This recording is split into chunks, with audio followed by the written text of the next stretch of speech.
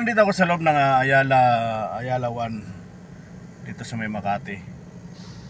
Gusto niyo bang makakita ng gasoline station na nasa loob ng mall? Ipapakita ko sa inyo guys, ito. Yan, nagpapagasolina yan dito sa loob ng mall yan. Yan sa harap ng gasolinahan yan. Nagpapagasolina yan.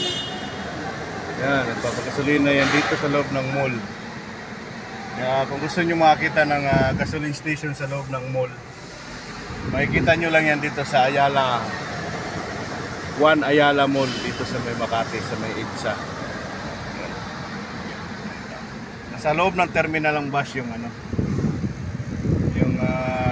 station, gasoline station. Joke lang yung guys ano yun, di kuryente na yun. Di kuryente yun, di kuryente.